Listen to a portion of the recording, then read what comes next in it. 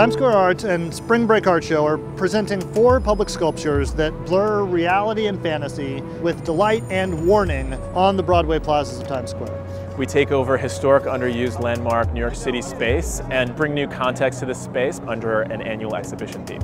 The theme this year is fact and fiction. Our aim is to explore the numerous ways in which it's getting harder and harder to tell what's real and what's fake in the world. Fact and fiction is a perfect theme for Times Square, a place that is named for the New York Times and famous for theater, advertising, and hustles of all kinds. Times Square Immersive continues a spring break initiative to take over space that's public and imbue it with installation and sculptural works. The folks at Times Square Arts were incredibly generous in lending this incredible space and really seeing that the immersive initiative that we created had a second iteration that could be dwarfed by buildings and activated with large-scale sculptural work.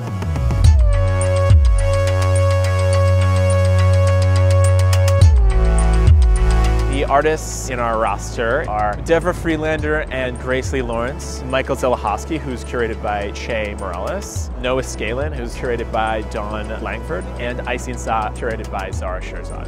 ICY and SOT are brothers from Tabriz, Iran. This piece is A New America, and it is constructed of steel bars and fencing, and it is their direct response of the current travel ban and the border wall proclamation in the U.S.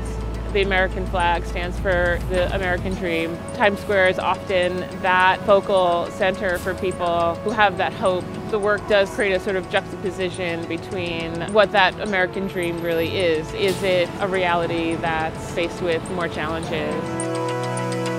This is the Rapture. This is a backhoe. I found it in a field, so I took it apart, which is perhaps the most challenging part, and reassembled it two-dimensionally. Times Square is the center of the world, in many senses of the word. It's just an interesting question into our perception of reality and of progress. Where is this progress going to ultimately take us? We need to ask ourselves that question.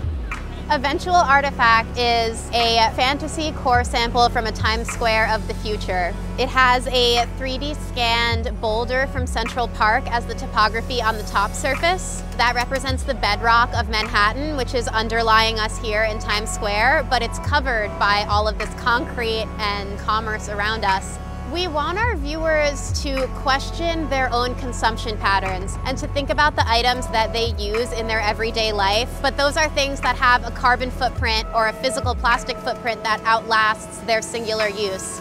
We 3D scanned the boulder in Central Park. That became a 3D file. Then we CNC'd that out of foam and then ended up hand working it. So all of these translations that are happening between the physical, the digital, and then back again to the physical are shifting ideas of what real is. Control Command is based on a real thing that New Yorkers experienced for many years and should seem very familiar to people, and so that feels real. But then, of course, to transform the text into something that's unfamiliar becomes this fictional thing that also talks about the constant fiction that we're being given in our lives. So I wanted to create something that was both appropriate for Times Square, but also created a dissonance so that when somebody walks by, they have a light bulb go off maybe and think a little differently about what's happening around them. We are constantly taking in a lot of suggestions and or commands, and we aren't really fully cognizant of that.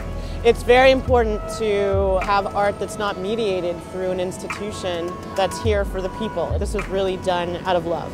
I think public art is essential because oftentimes art is locked away by some kind of intellectual barrier or cultural barrier, and so the great thing about public works is people walking by can experience art and start a relationship with art that they might not feel welcomed into otherwise by the traditional art community. If the true goal of art is to communicate something that you are passionate about to others and spread awareness about that, then public art is the most effective way of reaching the widest audience and spreading that message as far as you can. There's a lot of people that grow up in places that don't have access to galleries or museums. When you put it in a public space, you're literally giving to people that might not even know that kind of thing existed.